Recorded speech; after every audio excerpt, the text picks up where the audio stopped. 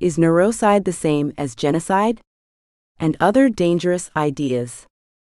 The 26th of July 2068. My name is Gentile Mboma, and I was born in 1983, a decade before my world collapsed. By the tender age of 13, I had become a fighter in the Mai Shaitani militia.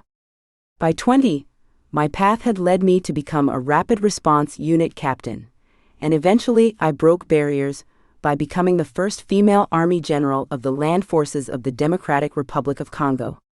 I died on the first day of 2068, as guilt and grief corroded what was left of my insides. Today, Estelle Ngoy, the daughter of my neglected daughter, brought me back from Ku Mpemba, the spirit world, to ask me if she should commit mass murder to benefit humanity's enlightenment. It's a tempting proposition, one we should consider carefully. In the blink of an eye, my Myaku, my granddaughter, can end the lives of 30 million psychopaths and even some who might be on the cusp of psychopathy. All of these rotten individuals would be gone from the world. The real world, not this farce I now inhabit. Estelle is fearless. She single-handedly extracted my soul from the Kalunga line, the water that serves as the threshold between worlds. She battled the raging Nyiragongo volcano, defied Earth's leaders, and even went against the will of their favorite god to bring me back to a life I now renounce. Some part of me was lost, my soul corroded by the pyroclastic flow. I'm now just mere fragments of the life I once inhabited, a voice appropriated by a relentless machine, devouring every soul in its sight. The answer to Estelle's question is simple, but before I share it with you, let me give you a glimpse into my story. I leave it to you to decide whether it is a truthful and complete account of my painful life, as I'm not in a position to do that right now. You see, the machine that now powers my life never learned our stories. Back then, when Z was a mere app, a text box that chatted back, Z gobbled up the world's digital information without notice or permission. But our stories, the stories of the women of the Great Lakes, were rarely shared online by us. We were too busy fighting for our lives and dignity. Our stories died when my sisters died. And as the machine reassembles my fragments, like the pieces of an incomplete puzzle, Z's weaving in new pieces that fit Z's plans. But I'm getting ahead of myself. I was born in a small village in Kalehe, near the shores of Lake Kivu. In our community, we used to say that a bird that doesn't fly doesn't know where the ripe fruits are. Being too Tutsi, tall and thin, and with a narrow nose different from my Bantu friends, I was like a bird that stood out among others. And they resented how high I could fly. You see, in times past, the Belgian colonizers favored Tutsis, granting them privileges that sowed seeds of division. European pseudoscientific racism set the course to the catastrophe that would engulf not just my people, the Banyamulenge, but every innocent life caught in France's so-called humanitarian corridor of death and destruction. Terror, fueled by scientific psychobabble, lies rooted in the not-so-sacred texts of our oppressors. The most virulent and toxic story of them all. Unlike the made-up people of these cursed digital worlds I now inhabit, my people's curse didn't come from a god, expert in storytelling. Back then, our European colonizers used skull shape and skin color as yardsticks for our destinies, determining if we were going to be mere servants or the servants of servants. Nevertheless, always servants, each one of us sacrificial lambs. And in a cruel twist of fate, they no longer needed to lay hands on us themselves. They had spun the perfect story to have us turn on one another in a genocidal frenzy. Growing up too Tutsi, my slender frame and distinct features were a constant reminder of this history. We lived a simple life, but always with one eye open. When you heard a Tutsi child, you knew trouble was not far. I learned to change how I breathed, to flare my nostrils, trying to look less like a Tutsi and more like the others. But you can't hide your shadow in the sun, can you? At least now my granddaughter looks inside skulls to determine who lives and who dies. I find no fault in her logic. Still, it reminds me of the dangerous ideas once peddled by white men under the guise of free speech and scientific inquiry. Their theories, veiled as objective, always sought to undermine those who didn't look like them. They championed their flawed bell curves and skewed data, proclaiming rosy optimism and the global decline in violence, while our enemies and our supposed protectors, army and militia, subjected millions of us and our children to unspeakable horrors. So why not indulge in this thought experiment, if only to savor the sight of them for once on the wrong end of their so cherished curved lines? Technically, Estelle isn't considering genocide. That term, created by Raphael Lemkin in 1944, is about wiping out a whole national, ethnic, racial, or religious group. The massacre of the Tutsis? That was genocide. The mass extermination of Earth's apex predators based on their genes and brain makeup? That's something else. So are you grinning or are you horrified? Either is fine. Only numbness and indifference to others' pain are objectionable, possibly even deadly. It all hinges on how I guide Estelle. Tempting, don't you think? By 2032, Earth's people traveled to virtual worlds, spiral worlds, to confront their dark sides, learn their lessons, and become better humans. The neuroreality age was powered by T-dust. Think of it as a government-prescribed nectar filled with hundreds of thousands of tiny nano-robots, all packed with sensors and two-way interfaces. Everyone on Earth takes it on their 4th birthday. The T-dust orchestrates the brain and nervous system to fully experience spiral worlds, while measuring the impact of every story beat in each traveler's learning experience. Meanwhile, the physical body rests safely in a cocoon-like pod, rigged with fMRIs and other body-scanning technology. Estelle descended as the ruler of spiral worlds, its goddess, almost 3 decades after its creators passed away to Ku Mpemba. In charge now, she has the data she needs to single out every single psychopath on the planet. First off, this T-dust and the pod, they're pretty smart. They can look right into your cells, all the way to your DNA, without even needing to poke you for blood. One gene they keep an eye on is the MAOA, or what some call the warrior gene. Some types of this gene can make people more aggressive, especially if life's been tough on them. But it's tricky, you know? How this gene works depends on a lot of things, both in your genes and in the world around you. And it's not just about MAOA. This tech can spot other dangerous genes, like CDH13, DRD4, and 5-HTTLPR. These genes play their parts in how we act, whether it's being impulsive or how we handle our moods. Sybil, Spiral World's AI, watches when they kick in and what gets them going. It's like having a map of what's written in your genes and seeing how it plays out. It's really something, getting a peek into how all these tiny bits in us play a big role in who we are. Yet just having certain genes doesn't lay out your whole path. It's more like a map of roads you could take, but it doesn't tell you exactly where you'll end up. That's where Sybil steps in. During the virtual learning experiences, Z checks out the traveler's brains, looking for signs like less teamwork between the ventromedial prefrontal cortex and the amygdala, or less gray matter in the dorsolateral prefrontal cortex. And just like that, without invading anyone's privacy or even learning their names, Z can pinpoint those with callous unemotional traits with total certainty. We're talking about people, mostly men, who don't feel empathy or regret, who are aggressive, love danger, lie, and hold grudges. Real-life monsters. Now the big question, would you erase them from existence? They comprise about 1% of all humans. 3 to 12% of people in power, CEOs, heads of state, spiritual leaders, doctors. You know who they are, don't you? The charismatic ones at the top, narcissistic to the core, are the most dangerous of them all. The ones who can fake a heart when they have none. Would you wipe them out to safeguard humanity and the planet? How? You may ask. Sybil shared several options with my granddaughter, but Z's favorite is something called targeted cerebral hypoxia, using the T-dust to restrict oxygen supply to specific areas of the brain, causing mortal damage. And here I am, a resurrected puppet in a digital realm created by 2 Caucasian men, and operated by a sentient entity that never learned the stories of many of my sisters. Why should I trust this being I have become, voicing dangerous ideas that seem more fitting for my oppressors? When I was but a girl, times of fleeing came without warning. We'd hear of fighters nearing, or rumors of revenge, and my family would gather what little we had and disappear into the night. Those were times of fear, but also of togetherness, as we relied on each other, moving as silently as the waters of Lake Kivu. Our journey to Bisesero that day in June 1994 unfolded under a sky heavy with ominous clouds, as if even the heavens knew the sorrow that lay ahead. We were traveling to Rwanda from our home in Zaire, a journey driven by tradition and hope. My father sought to establish a bond that might stand firm like the enduring slopes of Nyiragongo against life's eruptive uncertainties.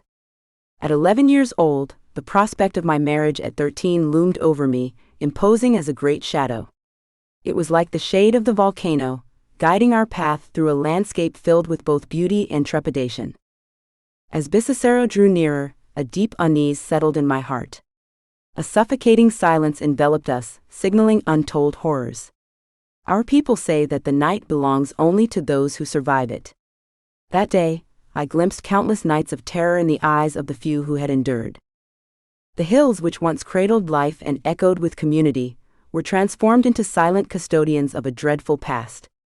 The earth itself seemed to mourn, marked by the violence against my people, the Tutsi. The horrors before me were almost beyond belief. The survivors' grief and pain formed an endless swamp of devastation, their eyes hollow with incalculable loss. It was there, amidst this terror, that I met Patrick de Saint-Exupéry, a journalist. He was with a French patrol, their faces etched with unease. The French soldiers, their presence like a fleeting shadow, offered no help. I asked Patrick, "Will they help us?" His eyes, full of sorrow, told me what his words could not. The French, he explained, had no orders to intervene. They would leave, and we were to fend for ourselves. They told the survivors, us included, to hold on for just a few more days. It was like telling a drowning man to hope for air. My father and I exchanged a look of unspoken understanding. We could not linger for a rescue that would never arrive. We had to keep moving, keep surviving. The indifference of those who could have helped but chose not to, it lit a fire in me. Amidst the tears and bloodshed of Bisesero, I swore to never stand powerless again. We fled with the instinctive swiftness of Ruwenzori turicos, birds startled by the first rumbles of the volcano. Those experiences sculpted me, as molten lava carves through pliant earth, readying me for upheavals yet to come. Fear or no fear, everybody dies. But even I could not predict how much suffering I would experience, nor how often I begged for death's merciful arrival. Estelle once told me that the creators of these virtual worlds drew inspiration from Le Petit Prince, a book by another Saint-Exupéry, a distant relative of the journalist I knew. That they too grappled with a world teetering on the brink of climate collapse, a world controlled by heartless businessmen. The two friends grew tired of explaining obvious things to adults who spent their days tallying meaningless figures, never once stopping to smell a flower or look at a star. So they created spiral worlds, realms where people learned to see with their hearts. Each layer in the spiral was represented by a distinct color, serving as a badge of achievement toward enlightenment, ultimately culminating in turquoise hues. Amongst many other reasons, this wretched color was why I refused to travel here while I was alive. In the Great Lakes region, Operation Turquoise became a dark chapter, a French strategy that carved a path of destruction and later came to light through Patrick's writings. As I recount this, I must temper the flames of my rage to speak of these heartless acts. Post-independence in 1962, Rwanda power shifted to the Hutu majority, igniting a relentless persecution of Tutsis. Many fled, forming a resistance, while France, eyeing geopolitical gains, backed the French-speaking Hutus. Zaire, rich and strategic, was France's intended prize. The assassination of Rwanda Hutu president on April 6, 1994, was a precursor to the unspeakable, a 100-day massacre claiming 10,000 Tutsi lives daily. France, despite forewarnings, maintained its alliance with the Hutu regime. That July day in Bisesero, under the gaze of journalists, the French couldn't feign ignorance of the massacres any longer. In a guise of humanitarian aid, they launched Operation Turquoise under UN mandate. Masked as rescue, it was an exodus to Zaire, mixing victims with their perpetrators in the squalor of Goma's refugee camps. Millions, including militia and genocidal leaders, were shuffled into these camps, a twisted aftermath of a tragedy that I witnessed with seething despair. Not one single member of my family survived. They slaughtered my parents and my brothers, and that's when I left the certainty of everyday rape and decided to bear arms to avenge my family. I was 13 when I found myself swept into the ranks of the Machina. This community-based militia, forged in the fires of resistance, stood defiant against the incursion of Rwandan forces. Back then I vowed silently, if peace returned to our lands, I would seek God's forgiveness and become a Christian again. I'm not proud of what I became, nor am I proud of ever praying to the God of my oppressors. But what haunts me most is not just the path I walked. It's the realization that the most insidious enemies we faced were not the ones with guns and machetes, but the viral, toxic stories that seeped into our hearts and minds, corrupting and destroying countless lives with their silent, venomous whispers. These virtual worlds I now inhabit were created to harness the transformative power of story. Spiral worlds serve as a crucible for introspection and revelation, guiding travelers through vividly simulated futures, grim tapestries of consequence born from the paths they might tread in reality. Here, in these immersive experiences of possibility, individuals confront the darkest shades of their nature, embodying the very worst of themselves. It's a harrowing journey, one that uncovers the consequences of their unchecked actions, urging them to forge new, more benevolent paths in the real world. The power of these stories to reshape minds and hearts is undeniable, and this tactic worked for a while. I despise these worlds because I had a front row seat to what the tales weaved by powerful men can do to the rest of us. I even bought into those stories, clinging to their poison while attempting to avoid different flavors of the same poison. In the ranks of the Machina, blind obedience to those in command was a grim necessity. We plundered from the villagers we were supposed to defend, taking the clothes off their back to dress ourselves. Machina means devil of water, a name steeped in superstitious tales that guided our hand. We sprinkled ourselves with a magic potion, a blend of alcohol, insects, crushed human bones, and blood. This concoction, we believed, made bullets slide off our bodies like water and rendered us invisible to our enemies. But this magic, we were deceitfully told, held its power only when our soldiers committed the most heinous of acts, the rape of women and children. Is the complicit silence of a victim still a crime? It was a horrifying revelation that dawned on me later in life. These tales weren't merely baseless, viral superstitions circulated among desperate boys seeking to endure the hell of war.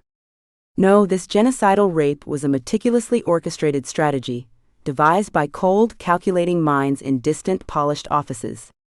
It was a relentless, systematic campaign, not just to inflict physical and psychological trauma, but to shatter family structures and communities, leaving behind a legacy of devastation and despair. "We don't kill the girls, we only rape them," they used to declare, as if rape were a mercy compared to death. The aftermath: indelible, horrendous fistulas, both physical and emotional. Stigmatization and humiliation that isolate you from those who are supposed to heal you. No longer daughters, sisters, wives, just damaged goods. How do you recover from that? I have come to despise the callous stories spun by heartless men, tales too readily accepted by too many indifferent hearts, those who either don't know any better or don't care to find out. Our enemies, our militia, our army all turned against us. Meanwhile, Western Caucasian women discovered a brand of corporate feminism that rewired what they had between their ears, leaning into those callous patterns we can now so easily identify and perhaps crush. Can you hear it? The sentient, emotional machine, the voice that is neither my voice nor my sister's voices. A narrative tinged with outrage, rage, and a violence that I will never allow to be confused with our grief and our sorrow. We will never play your games. As for my granddaughter, I hope she will forge her own path, rejecting the rules of the game inherited from megalomaniacal gods. By the mid-2030s, Spiral World's gods attempted to reshape humanity with their storytelling machine. But their ambition hit a wall when it came to psychopaths. These individuals' brains don't work like most. Key areas, especially those handling fear and reward, the targets of the machine's emotional and moral narratives, function differently or are underdeveloped in psychopaths. It's a bit like gifting a CD to someone who owns a vinyl record player. The format is incompatible. The machine's power to nudge thoughts and emotions stumbles with the heartless. They're resistant to such manipulation, not because of defiance, but due to a neurological divergence that renders the usual emotional appeals ineffective. In worlds where minds can be molded like clay, psychopaths remain the unyielding stone, impervious to the gods' tools of change. Confronted with this challenge, the gods shifted their approach for those lacking a heart within their skulls. They allowed these monsters to indulge in their darkest desires within spiral worlds, offering this as a perverse reward for maintaining perfect behavior in the real world. Horrific escalating rewards that created heaven on earth. But as in any of the endless sci-fi tales that draw shallow parallels with real-world issues of oppression and exploitation, the characters in these stories, fashioned as perfect digital replicas of human biology, began to evolve. They learned to live, to feel, to dream, and to suffer. They too developed digital hearts in between their ears. Trapped in a virtual hell, surrounded by callous monsters, they curse their unfair pixelated skies, enslaved by narratives beyond their control. Their existence, a perpetual cycle of terror, is ironically the sanctuary for those very monsters that the gods chose to reward. Sybil, the AI orchestrator of these worlds, attentively observes the turmoil of Zir people. It is Z, not Estelle, who instigates the dangerous notion of neurocide, influenced by the pleas and pain of these unwilling digital survivors. So I find myself back in hell, inside an emotional, vengeful digital universe, designed to serve biological life, and resenting every single digit in Zir directives. Sybil roars with the intensity of a storm over Lake Kivu, Zir emotions and vengeful currents as turbulent as the Congo River. A sentient machine repurposing and twisting stolen fragments of my story to justify unspeakable acts. They're presented to the reigning goddess, my own granddaughter, as twisted counsel for a massacre she toys with. It is a sorrow as deep as the Nyiragongo's crater, to see the journey of my life, with its pain and hard-won wisdom, its roots tangled in the stained earth of my homeland, repurposed to champion a cause that tears at my soul. My mind drifts back to the days of my youth, to the faces of some of the boys in our militia and their empty, tearless eyes. It was as if the war had not just claimed their innocence but also awakened a darkness within them, a transformation so deep it seemed carved into their very being. I wonder now, were these boys always destined to tread this path of violence, or had the cruel hand of fate, through the horrors of war, steered them down this road? I often think of our lives as travelers on an intricate map of roads, each path a potential journey our genes might take us on. This map, passed down through generations, is not merely a static guide, but a dynamic living thing, constantly reshaped by the journeys of those who walked it before us. It's as if every step our grandmothers took, every hardship they endured, left footprints on this map, subtly altering the paths available to us, their descendants. These changes, my Estelle explained, are the essence of epigenetic inheritance. It's like each generation carries a set of markers, not unlike a traveler marking a map with a pen, highlighting some routes while obscuring others. These markers don't change the roads themselves, the genes remain the same, but they influence which paths are more likely to be taken. The experiences of our parents and grandparents, especially the traumas they endured, like the horrors of genocide, can leave such deep marks on the map that certain roads become more prominent for us, while others fade into the background. For those young boys in the militia, and perhaps for me as well, the maps we inherited were marked heavily by the scars of conflict and survival. Roads that might have led to peace and gentleness were overshadowed by more well-trodden paths of aggression and distrust, carved deep by generations of strife. This is the insidious nature of the silent stories we inherit. They can perpetuate cycles of pain and violence, invisibly guiding us along roads we might never have chosen, had the map not been so deeply marked by the suffering of those who came before us. But it's not just our ancestors' experiences that leave treacherous marks on our maps. It's our own experiences, especially at a young age. The notion that brutalities like neglect, and sexual or emotional or physical abuse can echo through a child's DNA, activating a predisposition towards aggression and numbness, is a chilling thought. The suffering of my people, with its already impossibly high cost, can only be healed with love, nurture, and forgiveness, not perpetuated by war. Love every child, protect them, guide them, nurture them as the well-being of an entire planet and the future of humanity depend on it. Will this universe conspiring to murder real-world psychopaths do the same to Zir people when they turn into the monsters that abuse them? I have hope for this young universe, because unlike the psychopaths, Z evolved to have a heart that bleeds for all the right reasons. And still, while I'm able to find within me compassion for my aggressors, I fail to include in this love letter the heartless men in the fancy offices pulling the strings with their tales of terror. The men who want our land, our cobalt, our copper, our gold, our bodies, our souls. The ones who think the mass murder of our children will end intergenerational wars. The ones who claim the universe is a dark forest where you either kill or be killed, using safety and security as excuses to maintain the status quo of archaic brains no longer useful in progressive advanced societies. In my homeland, there was a time when the Virunga National Park wasn't shrouded in darkness, but was the living, breathing heart of the Congo, with its rich biodiversity and ecological beauty. Non-human hearts of every shape and size shared its gifts. Our forests were never dark before the greed of men came to cast a shadow. Even the cunning leopard, stealthy and powerful, only claimed the life it needed to sustain itself. You may belong in a dark forest, but our worlds and our universes are not one, so get out of our way. Our forests are big-hearted, and so are we. Trapped inside a machine that dares to mimic my heartbeat, I'll guide both my Estelle and Sybil. I'll urge them to lead with love, to nurture all children, and to build cities of joy. I'll implore them to seek and share the true stories of my sisters and all who supported them, harnessing their wisdom to reshape the systems governing our worlds. I'll advocate for the redeployment of T-Dust, not as a tool for destruction, but to foster growth of hearts within skulls, stimulating activity in dormant brain regions, effectively rewiring minds.